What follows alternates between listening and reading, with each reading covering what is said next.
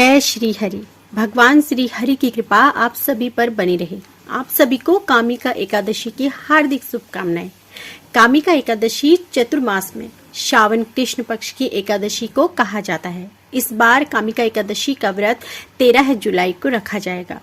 चतुर्मास में भगवान विष्णु 4 महीने के लिए योग निद्रा में चले जाते हैं। ऐसे में कामिका एकादशी पर पूजा करके भगवान विष्णु को प्रसन्न करने के लिए भक्तजन यह व्रत करते हैं। ऐसी मान्यता है कि जो भी भक्त कामिका एकादशी पर व्रत करते हैं उन्हें बुरे कर्मों से मुक्ति मिलती है और मोक्ष की प्राप्ति होती है।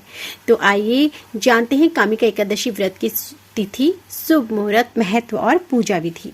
कामिका एकादशी व्रत का शुभ मुहूर्त। कामिका एकादशी का आरंभ 12 जुलाई को शाम 5:59 पर शुरू होगी। कामिका एकादशी का समापन होगा 13 जुलाई को शाम 6:24 पर। कामिका एकादशी व्रत का पारण का समय रहेगा 14 जुलाई को सुबह 5:33 से 8:18 पर। कामिका एकादशी चतुर्मास में पड़ने की वजह से इस व्रत का खास महत्व शास्त्रों में बताया गया है। यह सावन के महीने में पड़ने की वजह से शिव भक्तों के लिए खास होती है। इस व्रत को करने से जाने अनजाने में किए गए पापों से भी मुक्ति मिलती है।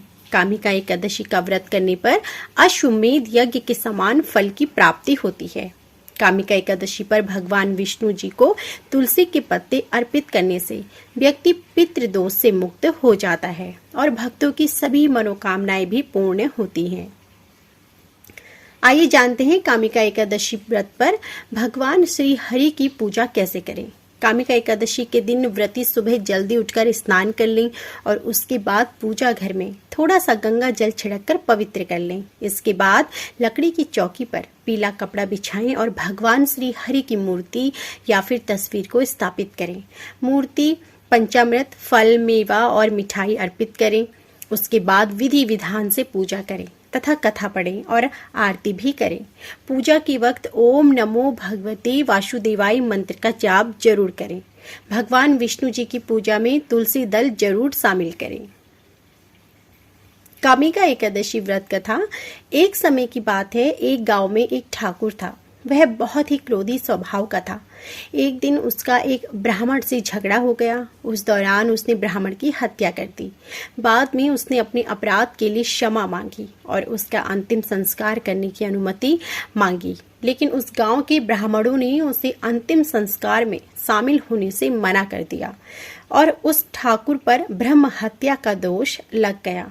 ब्राह्मणों ने उस ठाकुर के घर भोजन करने से इनकार कर दिया। उसके किसी भी मांगलिक कार्य में ब्राह्मण नहीं जाते थे। कई समय व्यतीत हो गया। एक दिन उसे एक मुनि मिले। उस ठाकुर ने अपने मन की व्यथा उनसे कही और पूरी घटना को सच सच बताया। फिर उसने मुनि से पूछा कि हे ब्रह्म, हत्या का पाप कैसे दूर होगा।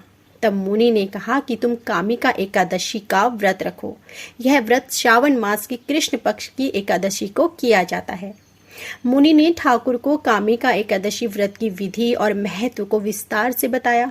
मुनि के बताए अनुसार उस ठाकुर ने कामिका एकादशी का व्रत रखा और भगवान विष्णु जी का पूजन किया।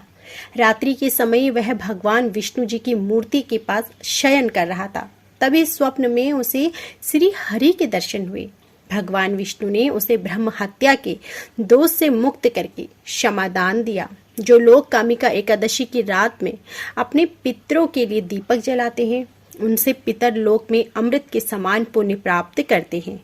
कामिका एकादशी के व्रत के महत्व को सुनने वाले भी पापों से मुक्त होकर वैकुंठ लोक को जाते हैं। ब्रह्मदेव ने नारद जी से कहा है कि जो भी मनुष्य कामिका एकादशी का व्रत करता है और घी का दीपक जलाता है उसे स्वर्ग लोक में स्थान प्राप्त होता है और वह सभी पापों से मुक्त हो जाता है। तो यह थी हमारी संपूर्ण जानकारी। यदि आपको हमारी यह वीडियो पसंद आई हो तो वीडियो को लाइक करना ना भूलें।